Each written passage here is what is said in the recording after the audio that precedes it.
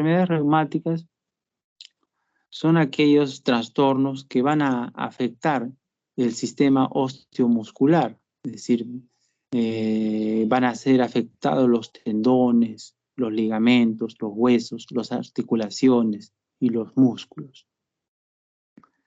Bueno, de acuerdo a la OMS, ¿no? El 20% de la población mundial padece de estas enfermedades reumáticas, ¿no? Es el segundo motivo de ausentismo laboral y representa el 35% de las causas de invalidez en la población adulta, ¿no?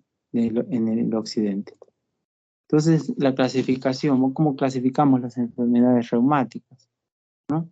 Las enfermedades reumáticas se van a clasificar de acuerdo, ¿no?, a los tejidos que van a ir afectándose, ¿no? Por ejemplo, tenemos la primera clasificación, una de las subclasificación es la enfermedad difusa del tejido conjuntivo, y en ella la enfermedad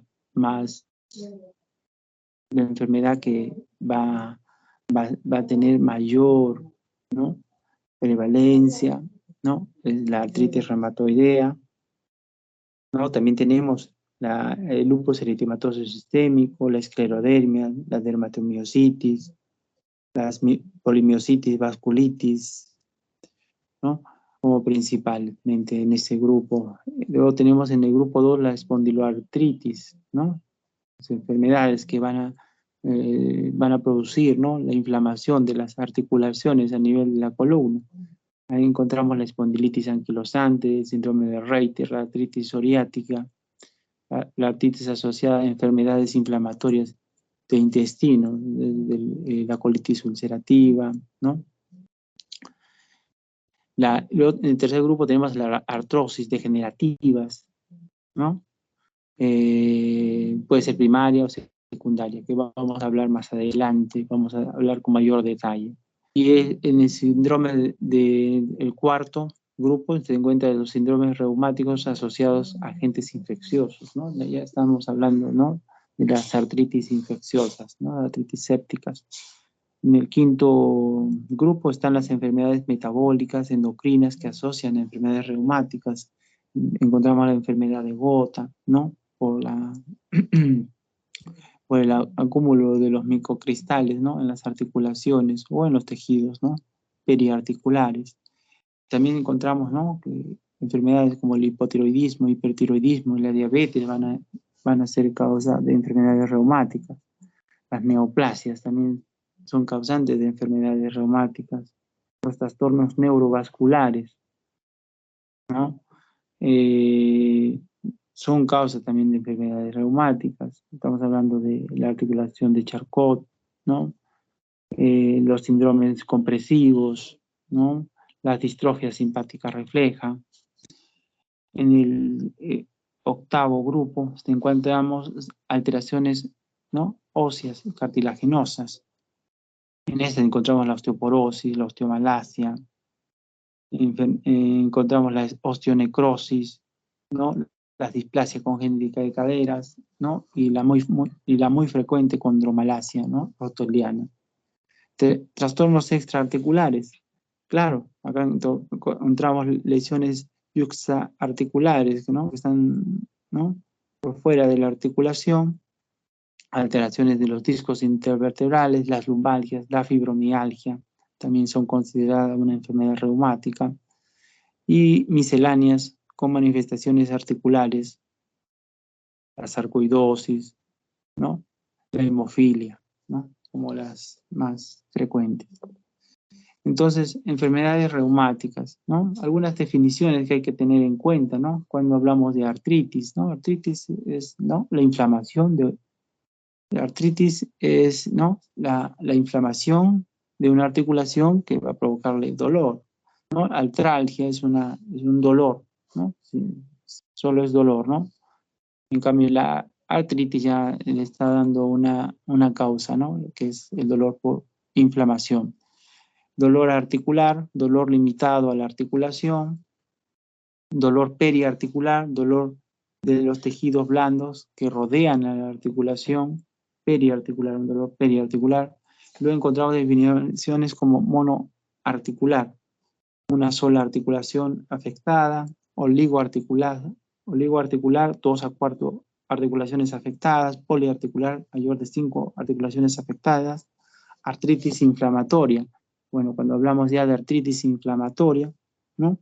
Ya es una articulación que está inflamada, adolorida, y va a tener signos de inflamatorios. Está enrojecida, está hinchada, hay calor, hay sensibilidad al tacto cuando hacemos compresión de la interlínea articular. Hay la artritis simétrica, ¿no? Que afecta a ambos lados del cuerpo. Entonces, también tenemos que hacer la diferenciación, ¿no? Cuando es el dolor por compromiso articular y extraarticular, ¿no? Tenemos que tener, ¿no? ciertos detalles para poderlos diferenciar. Por ejemplo, el dolor cuando es articular es difuso y el extraarticular es más localizado, ¿no? Un punto doloroso. En la movilidad está afectada, entonces cuando es articular está afectado tanto activo y pasivo. En cambio, en la extraarticular está afectado en activo y cuando hacemos maniobras de contrarresistencia. En el derrame articular es común cuando hay afectación articular y raro o ausente cuando son dolores extraarticulares. Reactantes fase aguda están alterados en trastornos articulares y extraarticulares no hay cambio. Entonces la artrosis, vamos a tocar la artrosis como la primera de las enfermedades representativas de este grupo de enfermedades reumáticas. Bueno, la artrosis, ¿qué es la artrosis? Bueno, la artrosis es una enfermedad articular crónica degenerativa, ¿no? Con componente inflamatorio, cual se va a caracterizar, pues, por una degeneración, pérdida progresiva del cartílago, del hueso subcondral, ¿no? Y eso va a afectar el tejido sinovial y eso va a afectar los tejidos periarticulares. Es decir, cuando hablamos de artrosis, no solo se va a afectar el cartílago, se va a afectar toda la articulación.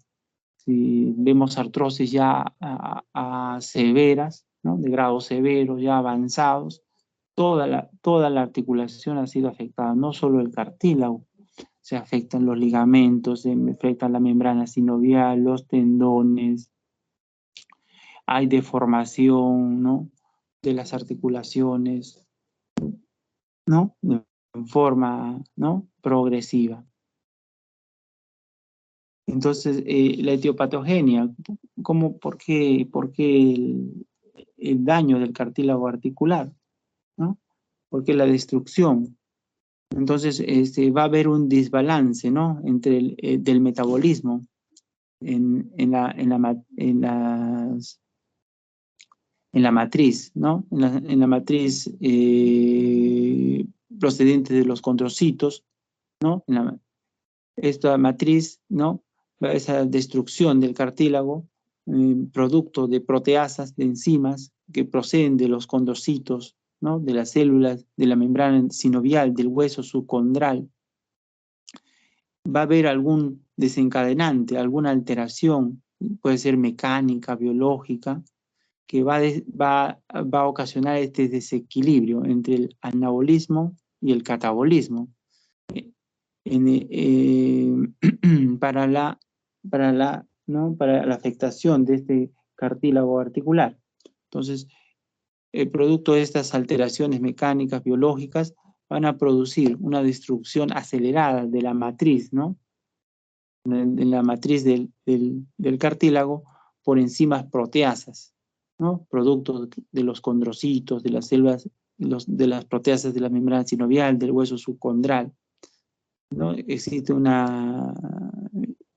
Va a haber un desequilibrio, va a haber reparación, va a haber destrucción, pero al final va a predominar la destrucción, ¿no? Entonces, la epidemiología, ¿no? Es la enfermedad reumática más frecuente a nivel mundial y es más frecuente en el sexo femenino. Bueno, después de, ¿no? Después de la menopausia ya se equiparan, ¿no? Vemos que ya es la misma, ¿no? Incidencia. Su frecuencia aumenta con la edad, es decir, a mayor edad, mayor probabilidades de tener artrosis. Es decir, es así que pacientes mayores de 80 años, ya 80%, ¿no? Pueden estar afectados con artrosis. Las articulaciones más afectadas son las que soportan peso o las que están relacionadas al trauma repetitivo. Entonces, las que soportan peso más son las de miembro inferior, ¿sí? Rodilla, cadera, ¿no? Y las que mayor sobrecarga en la columna, la parte más móvil de la columna cervical, la columna lumbar. Y las manos también. Aunque en las manos también hay no relacionadas a trauma repetitivo. Pueden ser, ¿no? Hay unas causas, ¿no? De causa no hereditaria. Entonces, constituye la primera causa de cirugía de reemplazo articular, la artrosis.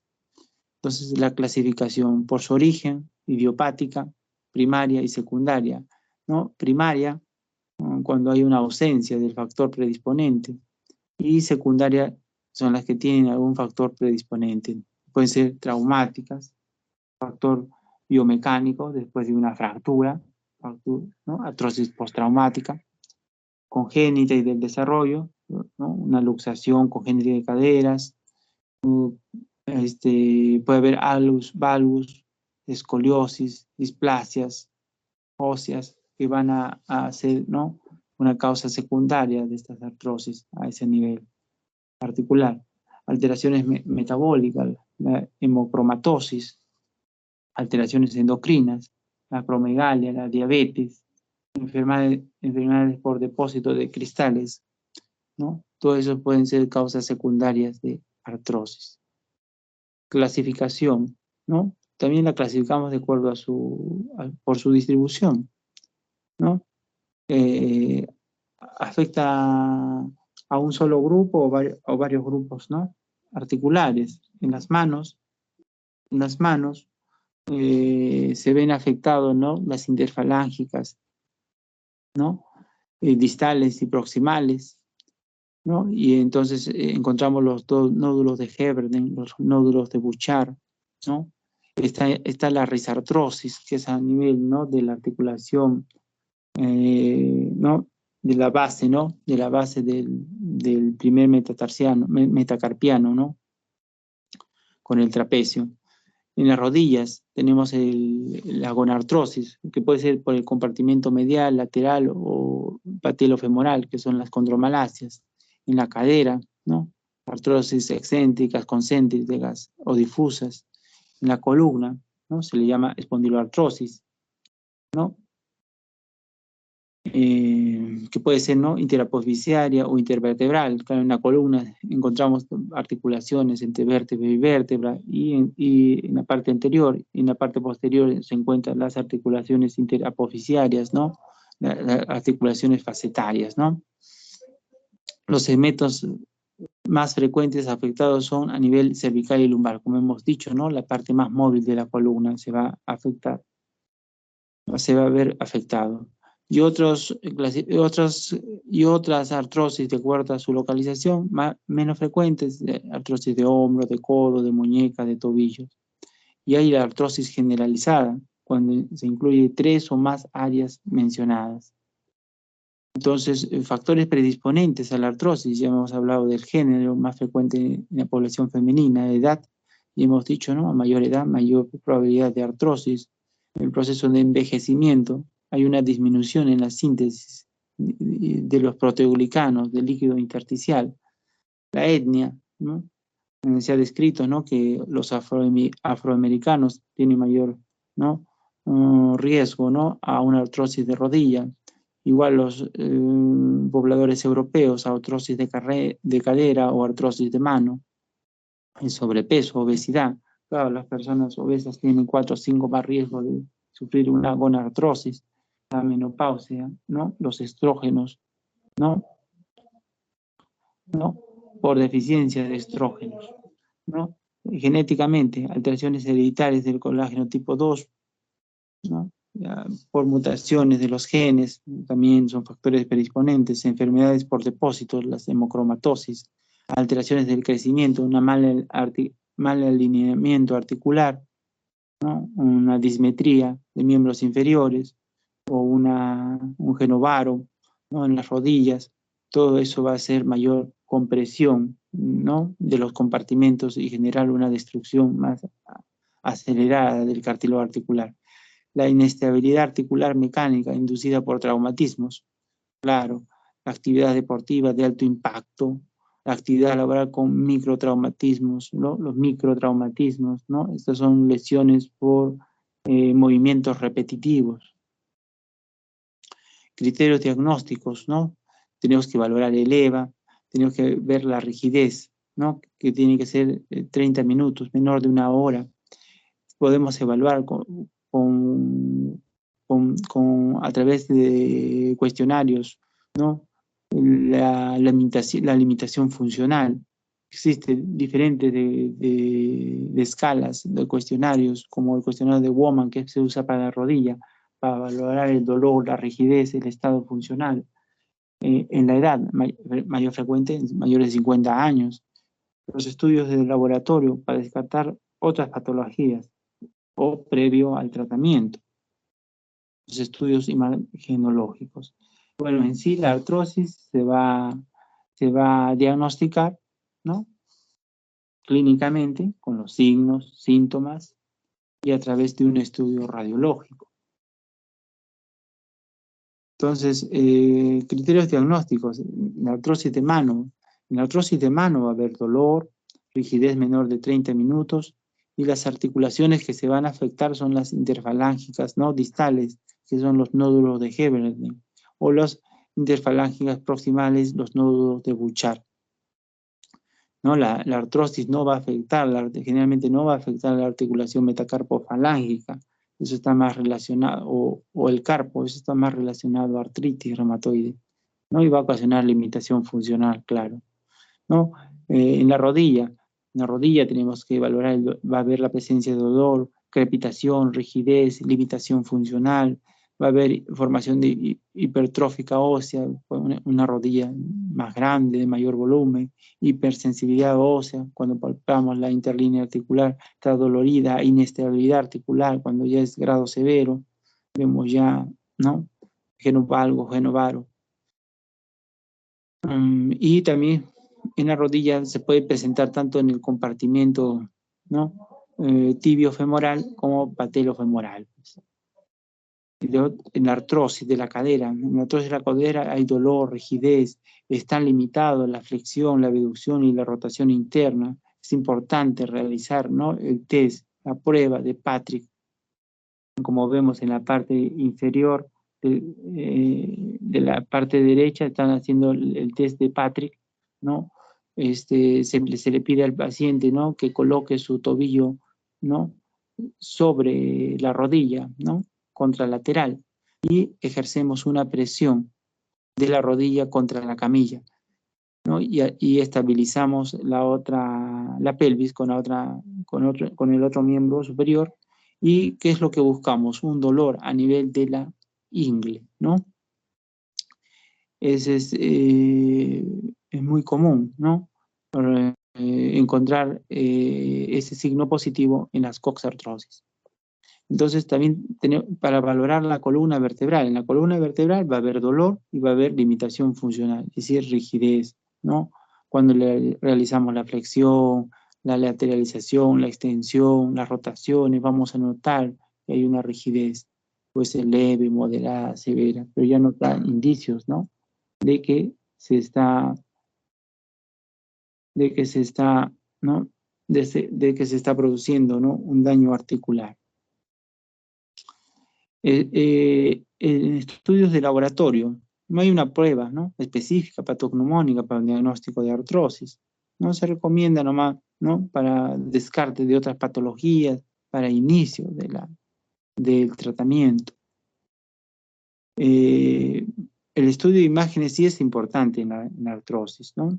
Porque dan hallazgos radiográficos, nos proporciona cómo está el espacio articular, si hay formación de hueso subcondral, si hay osteofitos, si hay presencia de esclerosis subcondral, si hay presencia de quiste subcondral, ¿no? De geodas, ¿no? En la parte inferior podemos ver, ¿no? Los grados, ¿no? Primer grado, segundo grado, tercer grado, cuarto grado, ¿no? De artrosis.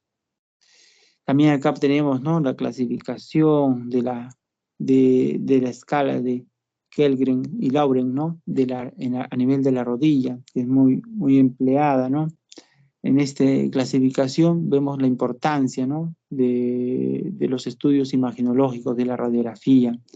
En ese podemos ver el grado radiográfico, que va del 0 al 4, y se clasifica, ¿no? Su clasificación va a ser de una rodilla normal, ¿no? Hasta una gonartrosis severa. ¿Y qué características debe tener? En el grado 0, ¿no? Que es lo normal, sin datos, no hay normalidad. En el grado 1 es una clasificación dudosa, hay microosteofitos, indicios, señales, ¿no? De microosteofitos.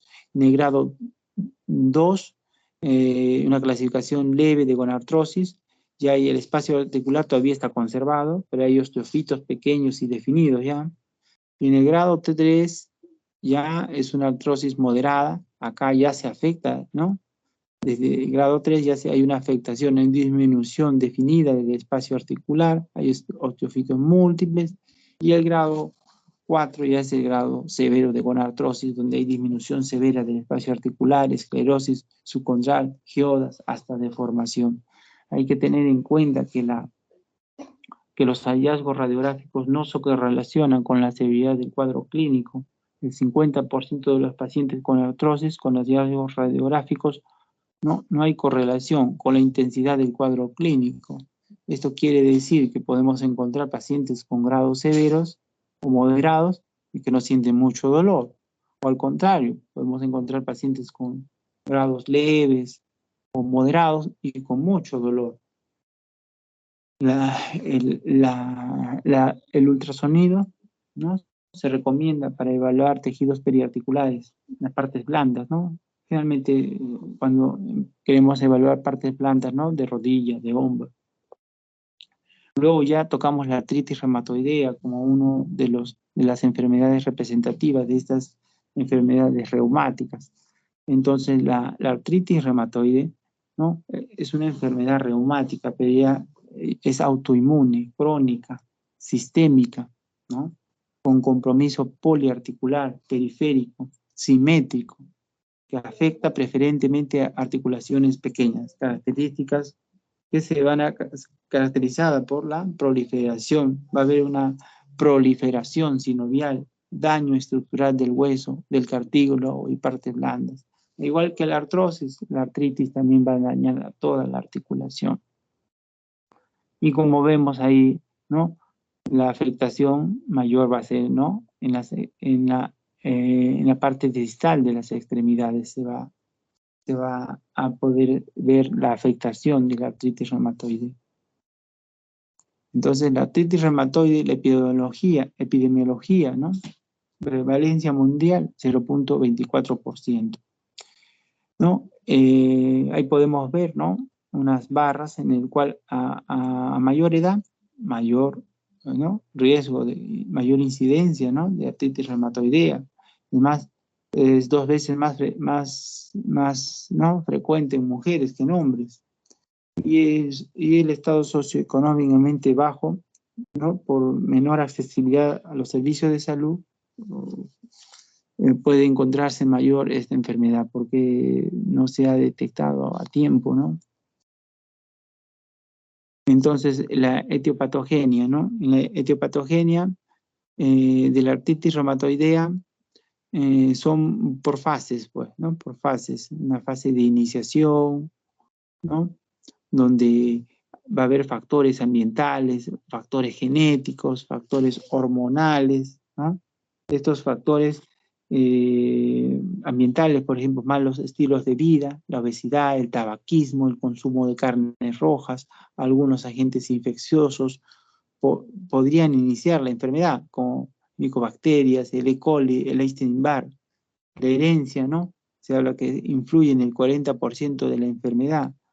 Alteración del ciclo circadiano, de la prolactina y del cortisol, hipoestrogenismo en mujeres, hipoandrogenismo en hombres. Todos esos son la primera fase, la iniciación, es decir, factores ambientales, genéticos o hormonales que podrían desencadenar ¿no? Que desencadenarían esta enfermedad.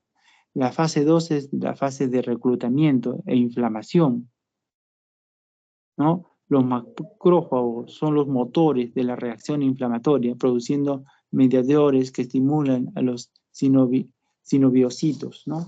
A que haya, ¿no?, una fase de proliferación sinovial, haya destrucción articular, factores de crecimiento sinovial, y a su vez sinoviocitos producen proteasas. Entonces, la membrana sinovial se ve proliferada y hay una destrucción, ¿no? Y en la fase 4, ¿no?, es la fase de reparación, ¿no? El cuerpo trata de reparar, ¿no? Colágeno, proteoglicanos, fibroblastos, la producción de colágeno, proteoglicanos por los condrocitos, así como el crecimiento de sinoviocitos, fibroblásticos. Pero, al igual que la artrosis, ¿no?, la destrucción, ¿no?, va a predominar sobre la reparación. Entonces, en la artritis reumatoide, en la clínica va a haber periodo prodrómico, es decir, semanas, meses antes, el paciente gradualmente, insidiosamente, lentamente puede sentir astenia, dolores musculares, una febrícula, anorexia, malestar general. Bueno, son síntomas inespecíficos, pues, ¿no? Y bueno, y de ahí clínicamente ya hay una afectación articular, ya se afecta la simetría, ¿no? Afectación simétrica de las manos, de las metacarpofalángicas, de las articulaciones del carpo, cursan con una tumefacción, dolor, rigidez, y hay también afectación extraarticular en la artritis reumatoide, ¿no? Y la artritis reumatoide evoluciona en forma progresiva, en forma de brotes, con periodos de remisión temporales o definitivos, pues. Entonces, ¿qué manifestaciones extraarticulares, ¿no? La afectación articular está en el 40% de los pacientes con artritis reumatoide. Entonces, ¿qué afectaciones extraarticulares va a haber? Generales, ya hemos hablado, pues, ¿no? Fiebre, pérdida de peso, fatiga, linfadenopatías. En la piel, eritema palmar, nódulos subcutáneos, ocular, epiescleritis, escleritis, ¿no? Nódulos coroideos, retinianos. A nivel pulmonar puede haber pleuritis, nódulos, enfermedades intersticial, bronquiolitis. A nivel cardíaco, pericarditis, miocarditis, vasculitis. A nivel neuromuscular, neuropatías por atrapamiento periférico, lo más frecuente, el síndrome de túnel del carpo. Mononeuritis múltiple. Hematológicamente, el síndrome de Felty, síndrome de los linfosomas grandes, granulares, linfomas, otras manifestaciones extraarticulares, como el síndrome de Sjögren, amiloidosis, ¿no? Como vemos, la artritis reumatoidea también tiene manifestaciones extraarticulares, ¿no? Y la artritis reumatoidea va a tener su fase de crisis aguda y fase de remisión, y se va a comportar de acuerdo a la fase en que se encuentre. Si se encuentra en crisis aguda, se va a comportar como un dolor inflamatorio, de un ritmo inflamatorio. Si está en fase de remisión, se va a comportar como un dolor de ritmo mecánico. A veces es difícil diferenciar estos dos tipos, pues, ¿no? Distinguirlos, ¿no? Pueden tener también ambos, ¿no? Pueden converger, ¿no? En algún punto, ¿no? Puede haber pacientes con dolor inflamatorio, dolor mecánico, pero si está en crisis aguda, va a predominar el dolor inflamatorio. Si está en forma de remisión, dolor mecánico.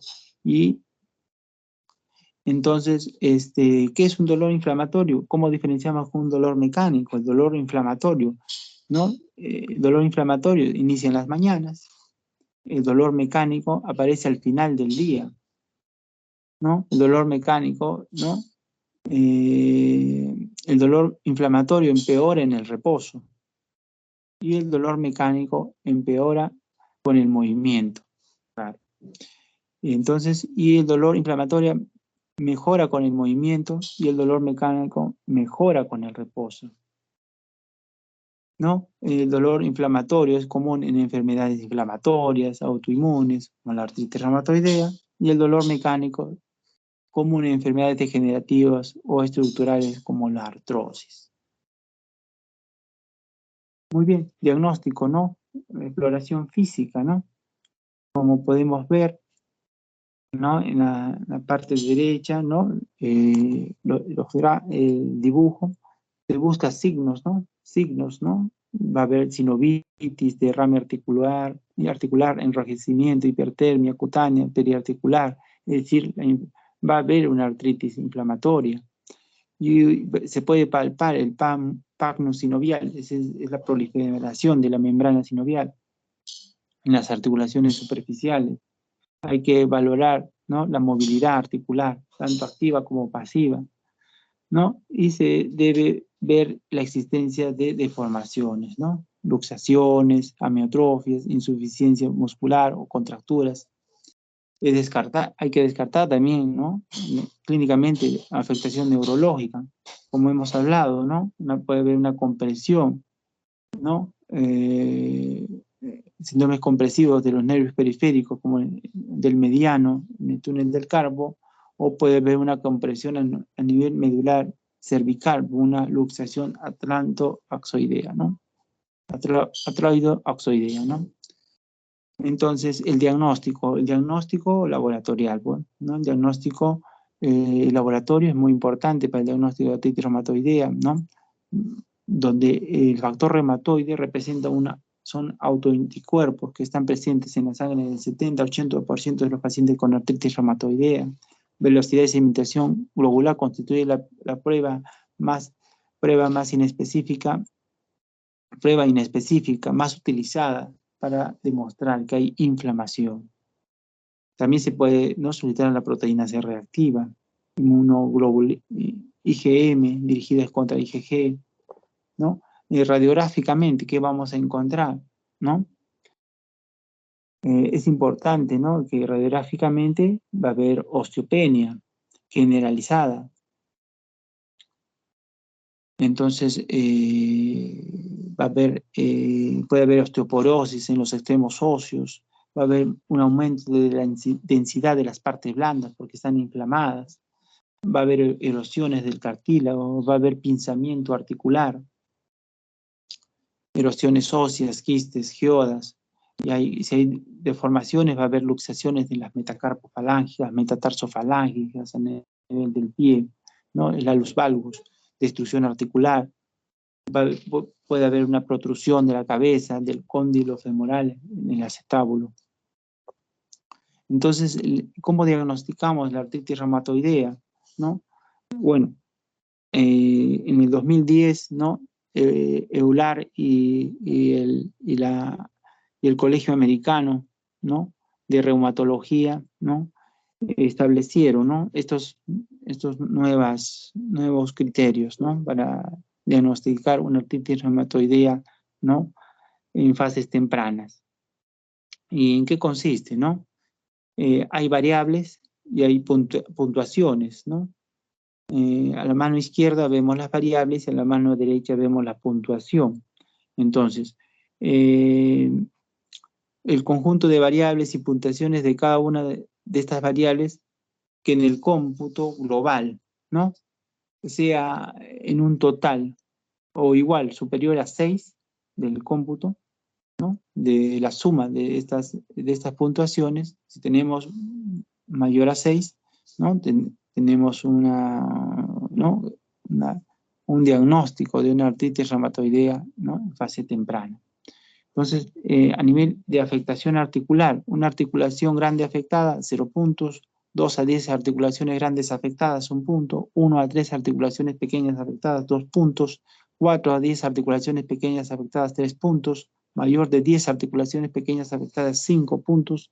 En la serología, si hay factor reumatoideo y el anticuerpo contra péptidos citrulinados se encuentra negativo, entonces 0 puntos. Si hay factor reumatoideo y o ¿no? anticuerpos contra péptidos citrulinados positivos, pero con un valor menor a 3, tiene una puntuación de 2. Y si hay factor reumatoideo o anticuerpos contra péptidos citrulinados positivos, pero altos, mayor a 3, entonces es una puntuación de 3. Reactantes de fase aguda también son considerados, ¿no? Si están presentes, si están BCG, PCR normales, 0 puntos. Si está BCG o el PCR están elevados, uno de los dos, 1 punto. La duración, si el proceso inflamatorio en las articulaciones es menor de 6 semanas, 0 puntos, mayor o igual a 6 semanas, 1 punto. Hacemos toda la suma de estas puntuaciones y si es igual o superior a 6, tenemos una gran probabilidad, ¿no? de estar en un paciente con artritis reumatoidea, especialmente para diagnóstico de fases tempranas. Muy bien, entonces el diagnóstico de artritis reumatoidea, ¿no? Tenemos que valorar el EVA, el número, ¿no? de despertares nocturnos, porque como es proceso inflamatorio, estos pacientes tienen dolor, ¿no? nocturno. Consumo de analgésicos, ¿no?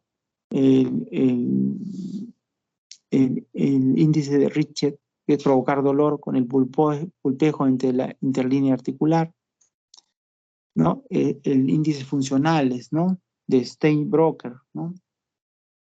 El índice de discapacidades también, estudios funcionales, cuestionarios de valoración de salud, de la funcionalidad, del impacto económico, son muy importantes también dentro del diagnóstico, estas escalas y valoraciones. El tratamiento, ¿no? Ahora el tratamiento en conjunto de estas enfermedades reumáticas más características, las vamos a atacar en conjunto, y los objetivos del tratamiento va a ser, ¿no? obtener la remisión, ¿no? la remisión o el control de la enfermedad, aliviar el dolor, prevenir o corregir deformidades, disminuir el daño articular, incrementar la estabilidad articular, disminuir el estrés biomecánico en las articulaciones. Tenemos que mantener la función. ¿Eso qué quiere decir? Buenos arcos de movimiento, buena fuerza muscular, ¿no? A nivel de las manos, buen agarre, pinzas, patrones funcionales, buen desplazamiento de esas articulaciones, que el paciente realice actividades de la vida diaria y en el trabajo, ¿no? Mantener la función, ¿no? Esta función se logra mediante elementos, ¿no? que sustituyen o mejoran la función, como aditamentos, ¿no? Se puede emplear. Más adelante vamos a ver como terapia ocupacional mediante, ¿no? ayudas biomecánicas, con aditamentos, con uso de férulas, de ortéticos, de soportes, de silla de ruedas. Vamos a permitir que el paciente mantenga una mayor función, ¿no? una mayor funcionalidad. Es decir, reducir, ¿no? su discapacidad, ¿no? tenga mayor realización de actividades. Incrementar o mantener la fuerza muscular también es uno de los objetivos, hacer más eficiente la marcha, mejorar la condición cardiovascular. Entonces, en la artrosis tenemos, ¿no? algoritmos terapéuticos en artrosis, tenemos algoritmos, ¿no? en líneas de tratamiento. En la primera línea están pues, ¿no? el empleo, ¿no? de analgésicos como el paracetamol, cuando el dolor es leve, ¿no? Y sin riesgo, ¿no? Sin riesgo de sangrado del tubo digestivo. Entonces, no, cuando el dolor es leve, cuando el dolor es moderado, pues. Cuando el dolor es leve, moderado, entonces el paracetamol, con esas dosis, ¿no? va a lograr controlarlo. ¿Ya? Pero cuando el dolor es moderado, severo, ¿no? y el paciente tenemos dos posibilidades, o darle inhibidores de bomba de protones o usar los COX, ¿no? Los COX-2. Y si el paciente, esa es la primera línea de tratamiento, ¿no? En la primera línea de tratamiento también nos encontramos con un paciente que tiene artrosis, pero la artrosis no siempre va a tener una fase, ¿no? Fase crónica. Puede haber reagudización, puede haber una osteoartrosis, ¿no? Se le llama cuando las articulaciones que tienen artrosis se inflaman, ¿no? Se encuentran, ¿no? Con derrama articular, se encuentran, ¿no? Inflamadas, con sinovitis. En ese cuadro clínico y hay mucha compromiso funcional, es decir, tiene mucho dolor nocturno, es decir, se va a comportar como un dolor inflamatorio, a pesar que es una enfermedad degenerativa, pero en esos casos, cuando hay el dolor sea muy elevado, haya mucha limitación funcional, en la primera línea de tratamiento también podemos emplear, ¿no? La infiltración con corticoides, sea con betametasona o metilprednisolona. En la segunda línea de tratamiento ya vamos a encontrar el uso, pues, ¿no? de la viscosuplementación. Podemos emplear el ácido hialurónico. Podemos emplear también, ¿no? Los fármacos sintomáticos de acción lenta, como son la glucosamina, la condroitina, los ácidos grasos insaponificables, ¿no? Generalmente que son derivados, ¿no? De la palta y de la soya. En el caso de que no se consiga, ¿no? Controlar el dolor, seguimos con las líneas de la tercera línea de tratamiento ya para emplear, ¿no? Opioides, pues, ¿no? Empleo de opioides, ¿no? Como son el tramadol, la buprenorfina, que puede ser en parches, ¿no? Y si ya no se logra controlar el dolor, ¿no? Con nada de estas medidas, ¿no? El paciente puede llegar hasta la cirugía, pues. Entonces, en la enfermedad reumática, el tratamiento farmacológico, ¿no? Es muy importante en la artritis reumatoidea, ¿no? Que el paciente inicie a las pocas semanas de haber sido diagnosticado, porque el tratamiento precoz de la inflamación, ya sea con antiinflamatorios no esteroideos o glucocorticoides o fármacos antirreumáticos, modificadores de la enfermedad, va a retardar la progresión de las lesiones. Entonces vamos a resguardar la articulación con el objetivo que el paciente tenga una mejor calidad de vida, ¿no? Que no aparezcan, ¿no? Las deformaciones. Entonces, en la enfermedad reumática sí podemos emplear también los AINES, ¿no? Cuando está en fase inflamatoria podemos emplear AINES. Puede ser inhibiendo la ciclooxigenasa, ¿no? Para reducir el dolor e inflamación. Podemos emplear AINES no selectivos y AINES inhibidores de la COX-2, ¿no? Siempre a dosis bajas durante un tiempo corto nomás. También en la enfermedad reumática, ¿no? En la artritis reumatoidea, se puede emplear los corticoides, más no en la artrosis. En la artrosis no se da corticoides en forma, ¿no? Como tratamiento, ¿no? En periodos ni mucho menos cortos, ni largos, ¿no? En la artritis reumatoidea sí está dentro del tratamiento, ¿no? El empleo de corticoides, ¿no? En periodos cortos como la prednisona, ¿ah? A menor de 10 miligramos, para aliviar los síntomas, y a más largo plazo para minimizar el daño, ¿no? El daño articular. Y los corticoides, igual que en la artrosis, también se puede infiltrar, ¿no? Estas articulaciones cuando el dolor es muy intenso, mucha inflamación, mucha sinovitis, ¿no? Para un alivio rápido. Pero las infiltraciones siempre hay que recordar que no tienen que ser mayor de 3 a 4 infiltraciones al año en la misma articulación, tanto para la artrosis como para la artritis reumatoide.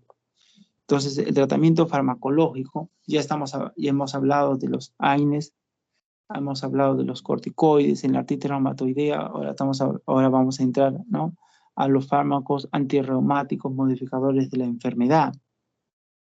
Estos van los más conocidos, el metotrexato, la leflunomida, ¿no? Estos van a enlentecer, detener la progresión de la enfermedad, ¿no? Y tienen sus efectos, ¿no?, promoviendo la apoptosis de los linfocitos activados, ¿no? Tiene un efecto antiinflamatorio, un efecto de la modulación de las citocinas. Entonces, los pacientes con artritis reumatoide tienen que emplear estos fármacos antirreumáticos modificadores de la enfermedad. Y tienen otra línea de tratamiento, es el tratamiento farmacológico con terapia biológica.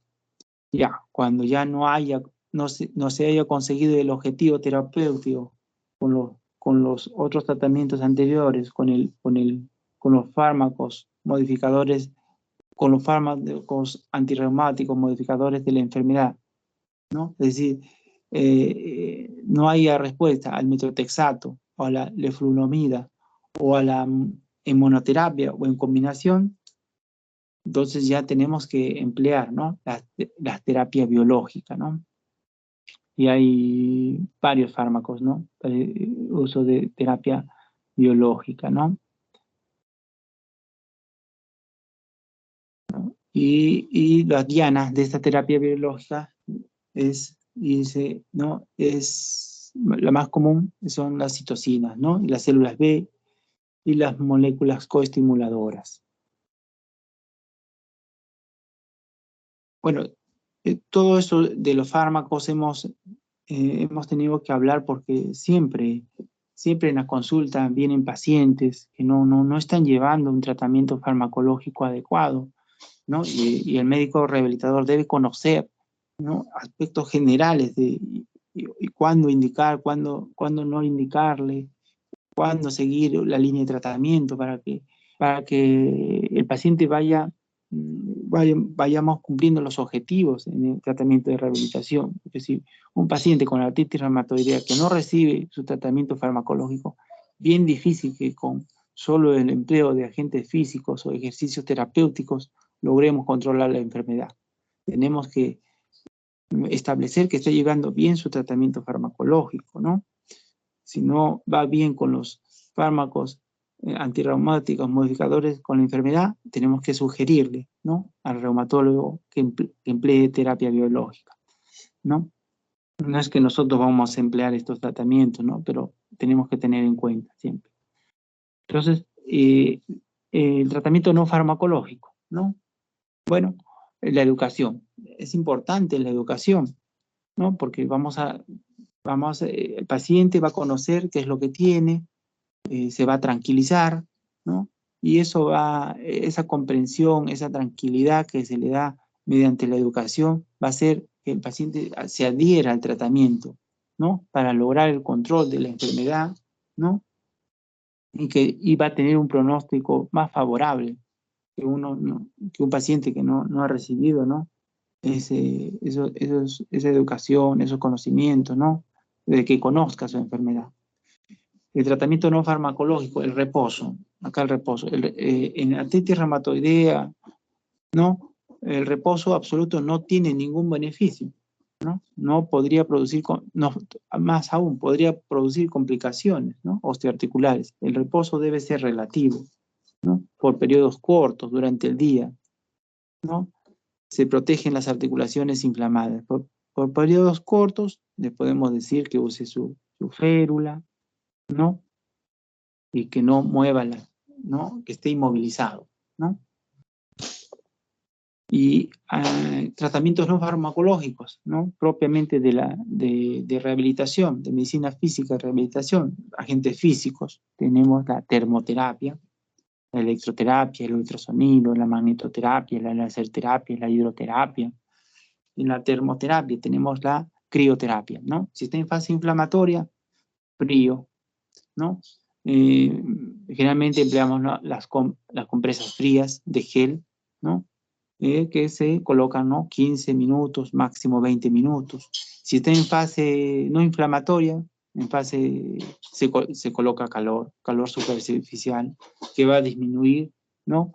Va a permitir que las fibras de colágeno, ¿no? Sean más flexibles, ¿no? Más dables, ¿no? Para un estiramiento, ¿no? Se pone calor, ¿no? Y se empieza a ganar rango articular, pues, ¿no? Cuando no esté en fase inflamatoria y esté comprometido los rangos articulares. La electroterapia se utiliza para disminuir el dolor, ¿no? El ultrasonido, ¿no? El ultrasonido, onda pulsátil, o también puede ser continua, ¿no? La onda pulsátil se usa en fase aguda, subaguda, para controlar la inflamación, el dolor. Y cuando es en onda continua, va a generar calor. Y eso nos va a permitir, ese calor va a permitir, ¿no? Que nosotros podamos mejorar, ¿no? El rango articular de esas articulaciones rígidas. La magnetoterapia. La magnetoterapia tiene un efecto analgésico, antiinflamatorio y regenerador de los tejidos. Claro que no se va a conseguir una regeneración, pues, ¿no? Total del cartílago articular, pues, ¿no? Pero al menos vamos a conseguir que con el magneto, como son campos magnéticos y el tratamiento es bien profundo, en la profundidad de las articulaciones, especialmente en articulaciones que están rodeadas de bastante, ¿no? Tejido blando, como son cadera, hombro, ¿no?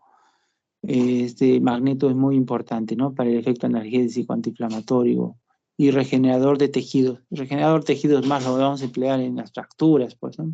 Fracturas, esguinces, desgarros musculares, ¿no? La laserterapia tiene efecto en reducción del dolor y la rigidez matinal también. La hidroterapia, ¿no? La hidroterapia es muy importante. El método adecuado para mejorar arcos de movimiento, la hidroterapia. Es el mejor agente físico para mejorar rango articular. A la vez que da hidromasaje y también se consigue, ¿no? El fortalecimiento. Otro tratamiento no farmacológico es el ejercicio terapéutico. El ejercicio terapéutico, tanto en artrosis como en artritis, es muy importante, ¿no? El ejercicio terapéutico va a mejorar la independencia, ¿no? Del paciente, va a mejorar la calidad de vida de los pacientes. Se va a emplear en diferentes tipos de ejercicios pasivos, activos, isométricos, isotónicos, de resistencia, de estiramiento, ejercicios recreativos. Pero para la prescripción del ejercicio se deben de tener en cuenta, ¿no? El grado de inflamación. Un paciente que está con articulaciones inflamadas, jamás le vamos a mandar a hacer ejercicio, pues. ¿Por qué? Porque el ejercicio aumentaría la presión intraarticular y en una articulación inflamada, aumentarle la presión articular le va a doler más, pues. No podemos, no se emplea, ¿no? De acuerdo al grado de la inflamación, ¿no? Las alteraciones biomecánicas, ¿no? Hay que tener en cuenta, ¿no? Pacientes con daño articular significativo, especialmente en las articulaciones que soportan peso. Entonces, si encontramos algún daño articular significativo, ¿no? Que haya deformación, genovalgo, ¿no? Tenemos que tener en cuenta que los ejercicios tienen que ser en camilla, ¿no? No podemos hacer ejercicios, ¿no? De pie, ¿no? Lo tendremos que hacer, ¿no? En forma perpendicular, ¿no? A la gravedad, para aminorar, ¿no? La carga, ¿no? Sobre el cartílago. El estado de los músculos vecinos hay que considerar también, pues, ¿no? No podemos exigirle a un paciente que realice ejercicios si no tiene buena masa muscular, pues. Y el sistema cardiovascular, ¿no? Y la edad. Hay que considerar, ¿no? Cuando indiquemos, ¿no? Ejercicios terapéuticos. Entonces, también otro tratamiento no farmacológico es la terapia ocupacional, ¿no? Que empleamos en terapia física rehabilitación, Los objetivos de la terapia ocupacional va a ser mejorar el desempeño, ¿no?, en actividades de la vida diaria, es decir, las personas puedan bañarse por sí solas, vestirse por sí solas, alimentarse por sí solas, preparar sus alimentos por sí solas. Esas son actividades de vida diaria básicas, ¿no? Hay otras actividades de vida diaria ya instrumentales, ¿no? Hacer tareas del hogar, salir de compras, pero al menos conseguir ¿no? Conseguir que el paciente realice estas actividades básicas de vida diaria, ¿no?, es un gran logro para estos pacientes. Brindar los medios para prevenir limitaciones funcionales, ¿no? Darles pautas, ¿no?, de higiene postural, de ergonomía, qué posturas son correctas, qué posturas cuando realiza el movimiento, qué posturas cuando está en posición sedente o está de pie para no dañar más sus articulaciones o producir más dolor, ¿no? Facilita la adaptación a los cambios en los estilos de vida y se preocupa para mejorar el estado emocional y la participación del paciente, pues, ¿no? Entonces, el tratamiento no farmacológico en terapia ocupacional, ¿no?, ya más técnicamente, ¿no?, protección articular, ¿no?, es el ahorro articular, ¿no? En la parte superior, como vemos, ¿no?, como en la parte superior, como vemos que la paciente está cogiendo, agarrando, ¿no?, una cacerola con una mano, y si fuese un paciente con artritis reumatoidea, se le indicaría que lo haga con 2 manos, que hagan las actividades de forma bimanual. En la parte inferior vemos cómo están exprimiendo, ¿no?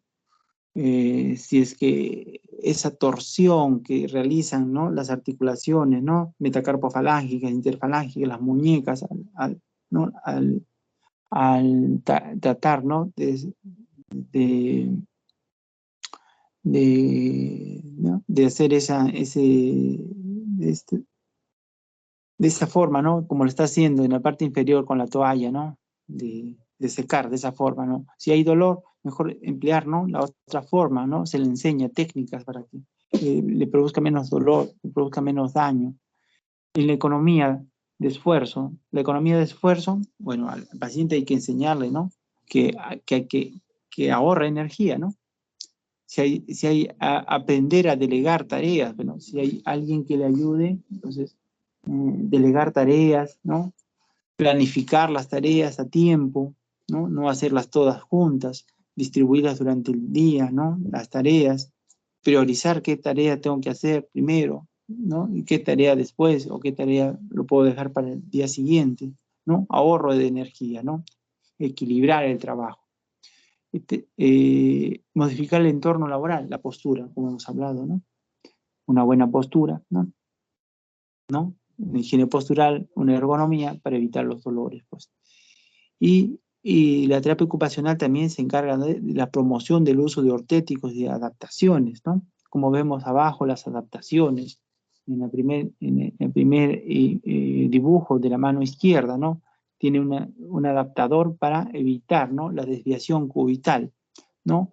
En pacientes con artritis reumatoidea, como en la parte central, a través de materiales anchamos, ¿no?, el agarre, ¿no?, del peine, del cepillo de dientes para que ya no haga mucha presión, ¿no? Con ese ensanchamiento del mango, el paciente lo va a realizar más funcional esa actividad. De la misma forma, en la parte derecha, ¿no?, cómo se le ha adaptado, ¿no?, para que pueda alimentarse el paciente, cómo puede coger, ¿no?, el tenedor de esa forma. Entonces, y la educación y la orientación es muy importante, ¿no?, en esta terapia ocupacional.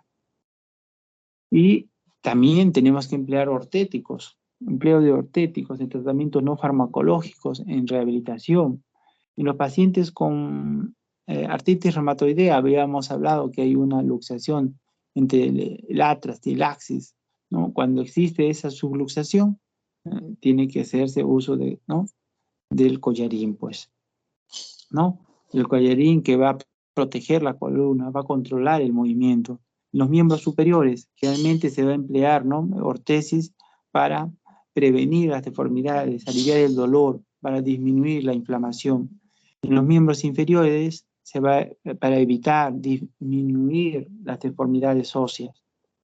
Entonces, el calzado ortopédico es muy importante en el paciente con artritis reumatoidea, ¿no? Este calzado tiene que tener ciertas, ¿no?, indicaciones. Como vemos en la parte superior, tenemos, el paciente con artritis reumatoidea tiene varias deformaciones. Tiene el alus valgus, el juanete, ¿no? Tiene dedos de martillo, ¿no?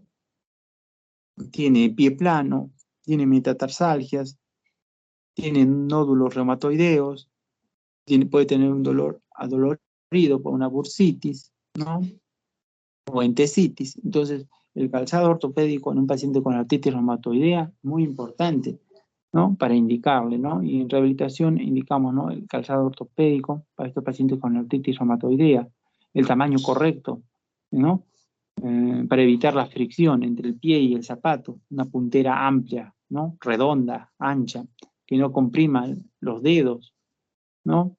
La escotadura tiene que ser amplia y con cierre, ¿no?, con cierre velcro, ¿no?, o de material elástico, ¿no?, para evitar, ¿no?, las agujetas, ¿no?, que el paciente como no tiene dolor de sus dedos, es de difícil, bueno, realización, pero con cierre velcro o materiales elásticos va a calzar más adecuadamente. Un contrafuerte firme, firme es esta parte posterior, ¿no?, para que tenga mayor estabilidad el tobillo, ¿no? Mínimas escotaduras internas, material blando, ¿no?, el cuero guante se emplea. Eso va a permitir mayor flexibilidad y adaptación del zapato al pie. Entonces, y también, bueno, hay que tener en cuenta que estos pacientes, ¿no?, pueden llegar a la cirugía, pues, ¿no? Y uno tiene que tener al menos, ¿no?, nociones, ¿no?, cuando emplear, cuando,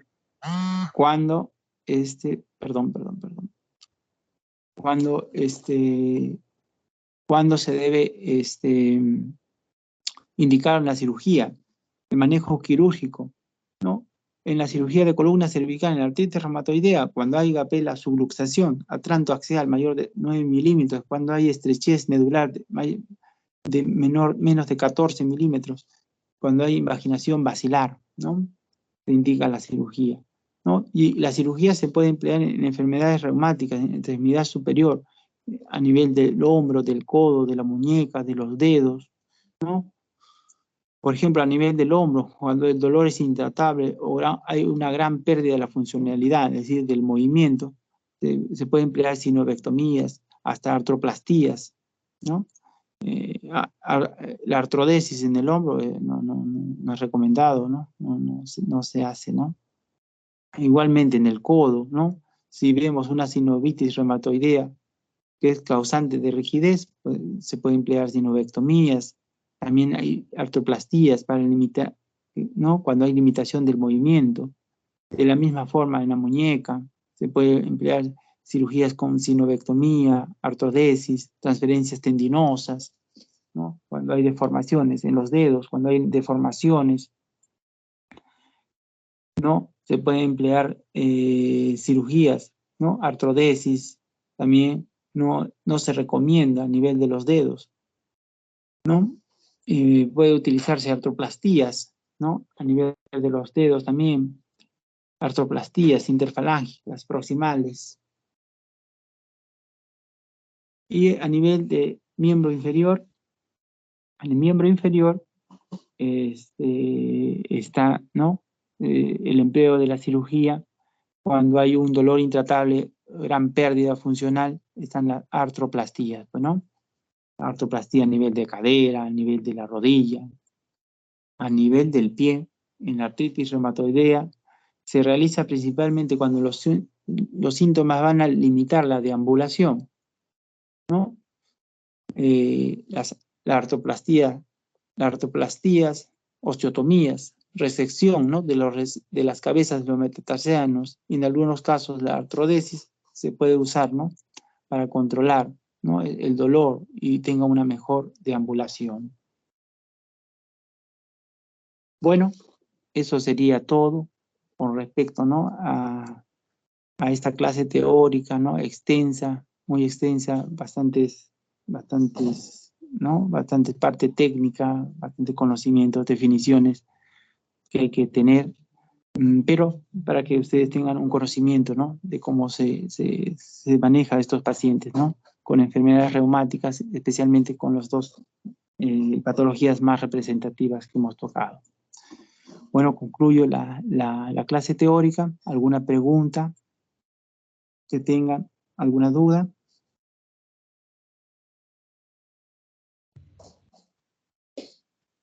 Muchas gracias, doctor. No sé si alguno de los compañeros tiene alguna pregunta. No, doctor, me quedó claro. Bueno, por mi parte. Bueno, entonces,